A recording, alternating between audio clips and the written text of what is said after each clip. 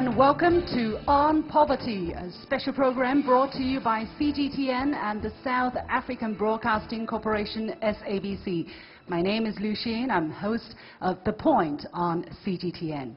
Now, the world's extreme poverty rates have been cut by half since 1990. However, in today's world, 1 in 5 people in the developing world are still living in poverty, and the majority of them live in Asia or Africa. That is why, for the first time in China's TV history, we're talking about poverty on an intercontinental level. Ladies and gentlemen, let's give a warm round of applause to my co-host from SABC, Liane Manas.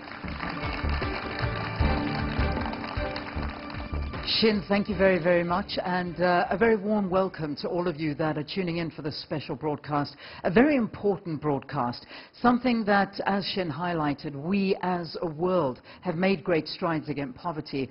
But if you look at Africa, there are still about 400 million people that are living below the poverty line, and something urgent needs to be done. I think to start this particular broadcast, one of the best quotes I can think of is from our former President Nelson Mandela. As long as poverty, injustice, gross inequality persist in our world, none of us can truly rest. So today we are going to do anything but rest, and we have got an amazing panel that are here to discuss some of those issues with us, and let me introduce them to you one by one. First up, let's give a very warm welcome to Bill Bikales, who is the Senior Development Economist with us. Thank you. Thando Nyawose, Economic Counselor for the South African Embassy in China. Professor Wenran Jiang, who is the Senior Fellow of the School of Public Policy and Global Affairs at the University of British Columbia. And finally, wrapping up this esteemed panel, it gives me great pleasure to welcome Michele Geraci, who is the Head of China Program for the Global Policy Institute. The warmest applauses to all our panelists, and of course here in the studio with us are project managers who are experienced in poverty reduction, as well as other people who are interested in this subject. Now, the format of this show is like this. We will have numerous speakers who will come and share their personal encounter with poverty and their fight against it. Each will be followed by a panel discussion with these panelists. But before we invite our first speaker, let's take a look at the face of poverty in today's world.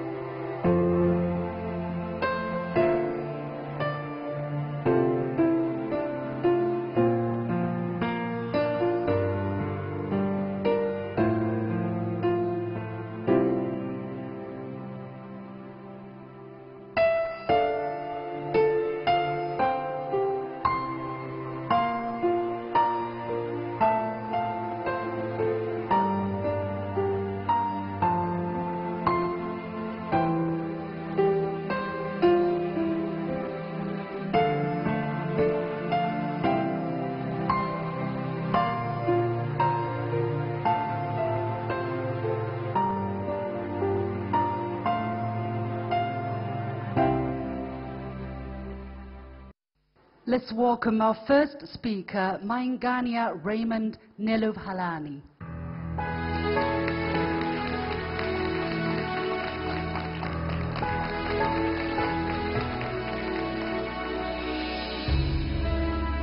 Hello everyone. I know poverty.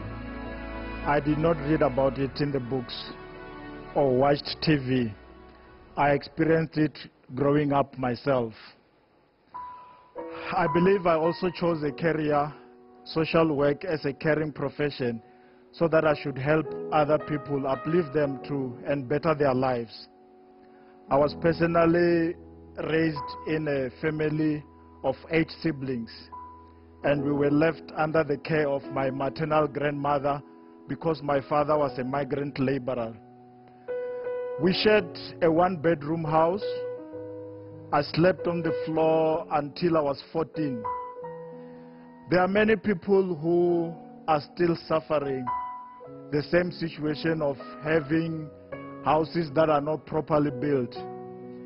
If you look at this picture, you can imagine how much water comes in when it's raining and how much hot it can be during summer. This reminds me of a picture that cannot be erased in my head. One night it rained so bad that water came into our house, both from underneath and a leaking roof.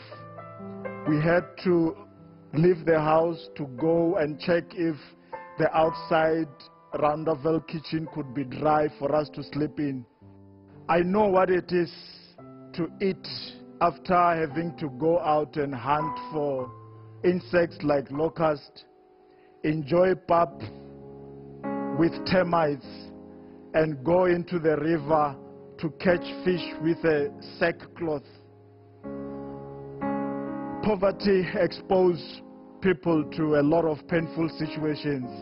I would like to share another story, a very painful story of a young woman. This lady is called Nyawose. She was brought up in a poverty situation also, but her poverty was more intense after she escaped a brutal attack. She dated her boyfriend to the bush because there's no way they could afford to go to a decent place like a motel. While they were there, they were attacked by people who were believed they wanted to mutilate them to get body parts. It is believed that in some cultures, body parts can be sold to witch doctors for traditional medicine. This lady stayed in the hospital for a while. She was treated and discharged. Unfortunately, the family could not afford to pay for proper plastic surgery that could bring her beautiful face back to normal. We interviewed her sometimes.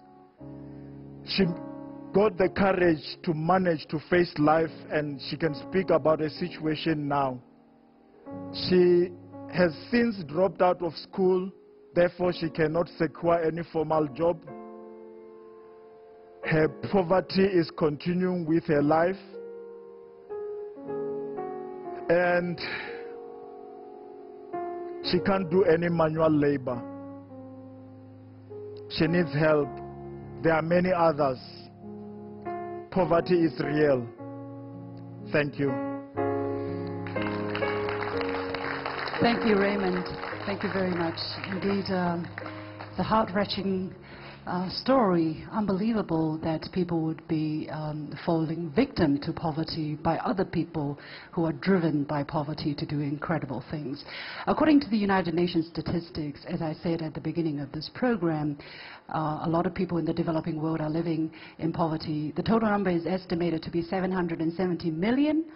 And we're talking about the international poverty line of living by less than $1.9 a day. Professor Jiang, let me ask you this question first. Why are Asia and Sub-Saharan Africa so affected by the problem of poverty? Well, this is a very complex situation and a complex world. I just want to say to the opening, very glad to see the two TV stations join hands to do this program. I mean, the story we just heard is amazing. And simply backing to your point that Sub-Saharan Africa is a large population base, so is South Asia. The other big base is China. But China has done extremely well in the past few decades. But now you're looking at whether a long-proclaimed free market can do the poverty reduction. The China model may say it differently. Issues are complex, but at the end of the day, we see bigger populations, bigger problems, very diversified geographical and economic backstage, but they share something in common. All very poor in the background, very inefficient in many management levels. Yeah. Mr. Geraci, from your research and investigation, what have become different in these two continents in their approaches towards fighting poverty? I think one of the reasons why we still have poverty in those areas and why not in China is, other than the strong government, the management of population. And in some other cases, population growth of course, increases the economy of the country, but it vastly reduces the income per capita, because the denominator grows more than the number above. I'm sure, yes, there are many challenges, but African countries are also trying their best, right, to tackle this problem. Mr. Nyawose, from the South African perspective, what are some of the progress you have made in fighting poverty and where the road is still lying ahead? We have made vast advances in terms of eradicating poverty, not only just alleviating it. For instance, poverty thrives where people are less educated. We've invested lots of our money into education, from basic education even to tertiary education. Education alone takes about 20% of our national budget. It's a huge, of course, it's what we have achieved in the past 23 years. Now the challenge that lies ahead is to make that education, that money, to be well spent, because it's clear that despite the money that we've been spending on education, the results have not been as bright as we expected.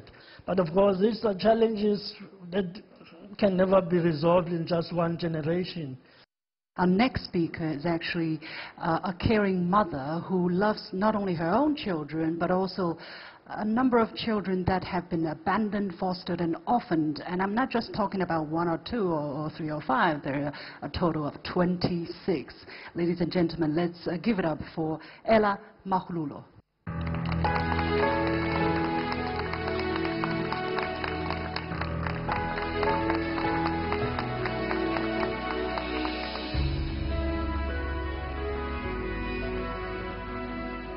Greetings to everyone.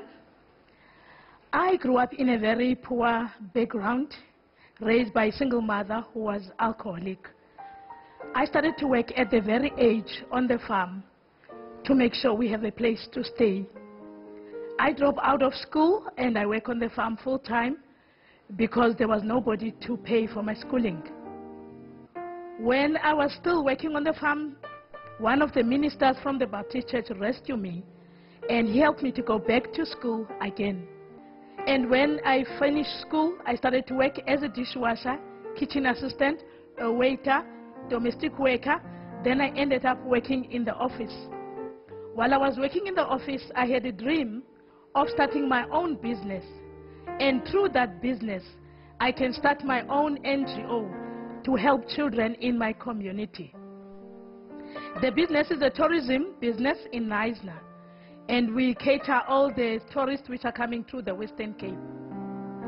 And through the business, we're able to help the children in the community of Knysna, which I will make one example of Beauty. Beauty came to my care at the age of 1 year. She was very neglected, and she was one of the children, which was my first time to see a child with no smile, even if you tickle the child.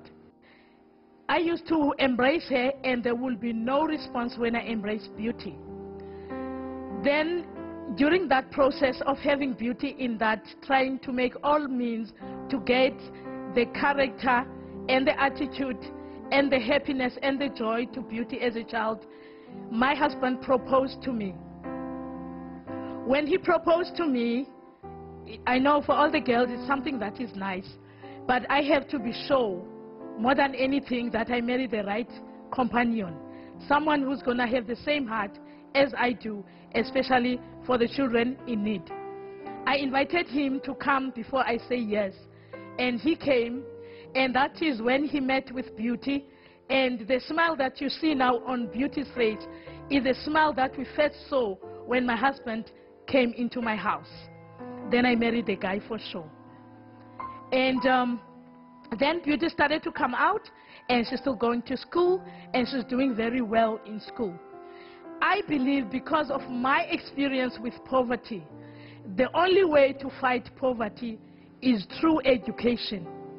The minister did not have much money to take me to university, but he was able to rescue me to finish, at least to get my senior certificate, which I was able to secure a job, up to an office job, and I was able to start my own business and able to do most of the things in the business. And with the 26 children that we're taking care of, we are funding our organization through the business. And we also help a lot of children in the community, which are coming from different backgrounds. And our main thing is to bring back the dignity from the early child and bring up the positive attitude. Thank you. Thank you, Ella. It's taken me a very long trip to get to Beijing to hear about Ella, all the way from South Africa. She's incredible. Yeah, the story of beauty, I'm sure, all impressed us greatly. However, the situation with children in the picture of poverty is not very nice. I mean, poverty seems to disproportionately affect children more than any other age group. Almost half of the world's poor population are children, and that's the number of the ratio of children living in poverty is twice that of adults.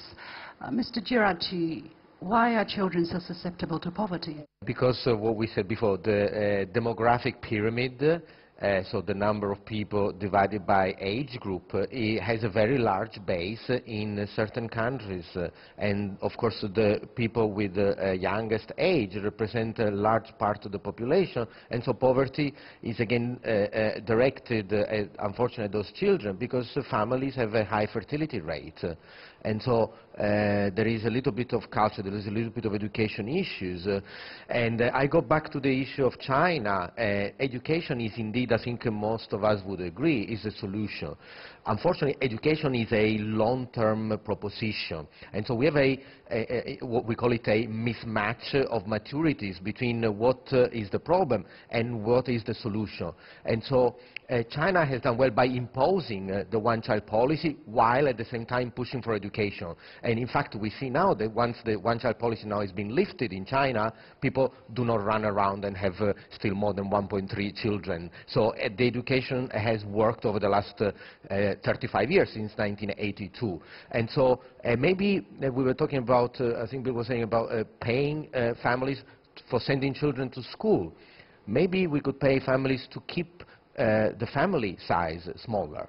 We would not want to go to the extreme of enforcing birth, but maybe subsidies for keeping children, 1.5 per family, and that would make the number of children poor lower. My worry is the issue of social grants, and Thando spoke about it earlier, in that we are, as a country, people are becoming more and more dependent on social grants. In fact, 17 million of our South Africans are now getting social grants.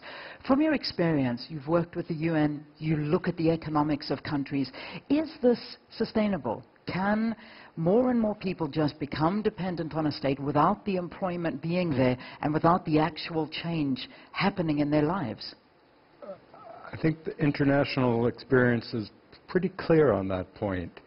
As a transitional step, transfers like that are necessary, because you don't want children to fall into the poverty trap. You don't want a child who's born into a poor household for whatever reason to then not be well fed, to not get an education. Then you're perpetuating poverty for more generations. So having a social assistance scheme where you're giving some support to poor households is essential, but you have to take care of the first things first, and that is you need inclusive economic growth. You need growth that reaches those households, that will be lifting them out of poverty. So cash grants are important. I wouldn't ever suggest just cutting them out, but you can't have a society in which they're your main way of alleviating poverty. In the end, inclusive growth,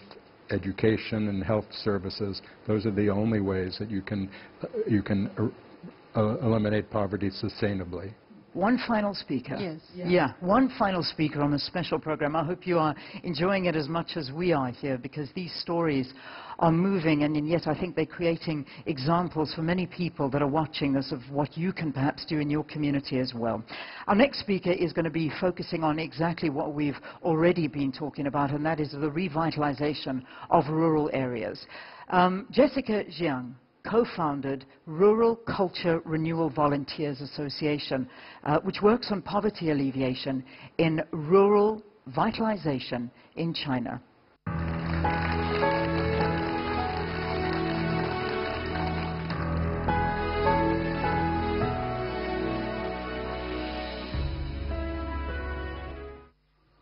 I was raised in a small village in Hunan province in 1970s.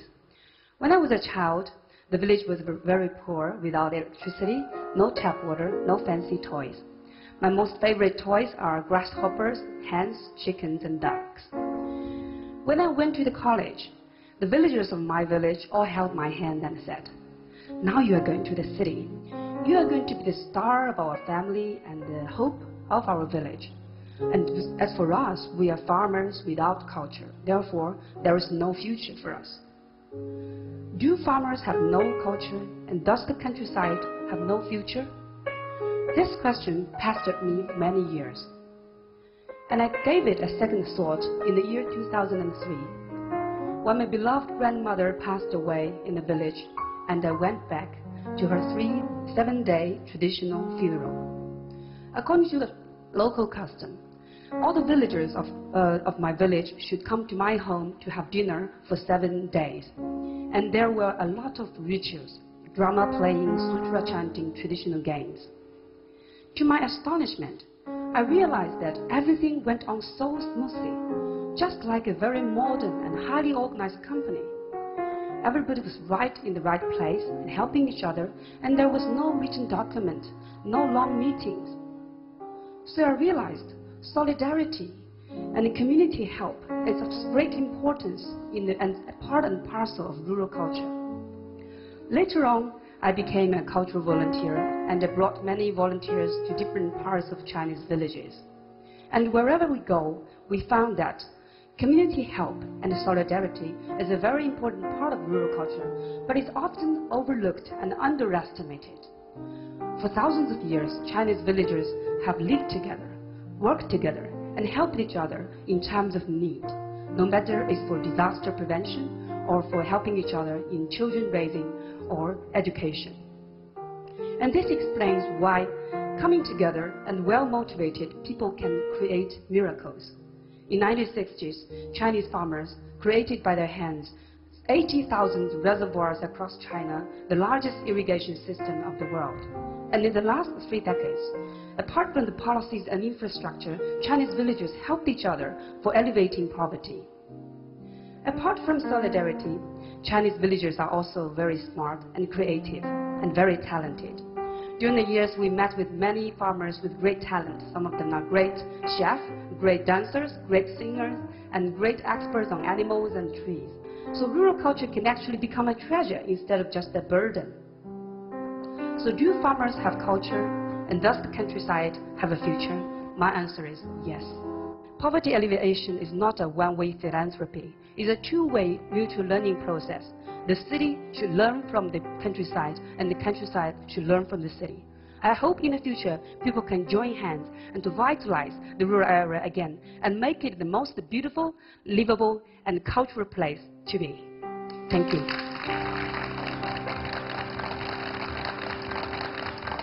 I think it's such a wonderful topic and so beautifully put there, because it is so important. And I'm going to ask this to you, Mr. Geraci. What can we learn from that divide between the rural and the urban areas? Well, it's an interesting topic. I am also the author of a documentary on China rural economy. This is not self-advertising, but it's actually to let people know that China obviously has a lot of heritage in the rural areas. What we're looking at was, for example, how the income disparity between the rural areas and the urban area was at the same time a problem, that we do not want to have income disparity, but on the other hand a pull factor. The higher the income disparity, the more the average farmer had an incentive to leave and improve his wealth by living into the city and moving from the agriculture to the manufacturing or service sector in the city. So we expect, for example, a larger flow of migrants still coming to the urban areas, 18-20 million per year. And that depletion actually makes the average income for those who are left grow faster. Mm-hmm. I think there's also an interesting shift of concept of people's impression of the countryside, right? As Jessica was talking about, when people talk about farmers, their impression is more or less negative, and that's why a lot of people kind of look down upon the farmers. How important is it for people to change their mindset and thinking, rural areas doesn't equal backwardness. Well, that used to be the case, right? The myth of this modernization paradigm is somehow, as we move towards more material wealth, modern style, everybody get urbanized. That's how people in North America and Europe, in Japan have done. They all move into the urban centers because rural areas are backward. The story just told us. Now China happened to be just over half of its population of nearly 1.4 billion urbanized. A long way to go if they want to urbanize the rest. What we're seeing now is a trend saying with the new technology, with the communication technology, with the internet, with the e-commerce, that people can actually appreciate their rural culture, their rural economy. They can use e-commerce to promote what they produce in rural areas and make rural areas catching up with the urban areas as much enjoying a modern lifestyle. I think these are paradigm shifts and they're new trends we should pay attention to. No country has a monopoly on how this all is going to develop. But I think that's where the promise is. I'm going to take a very different spin on all of this, because in South Africa, what we're going through now is very, very different as well. Because, you know, what viewers and people have to understand is that South Africa has come 24 years into democracy. A lot happened during the apartheid years, and the issue of land and the redistribution of land is one that's a big topic back in South Africa. If we look at numbers, only 8 million hectares of arable land has been transferred back to black people, and we're talking 8% out of 82 million hectares.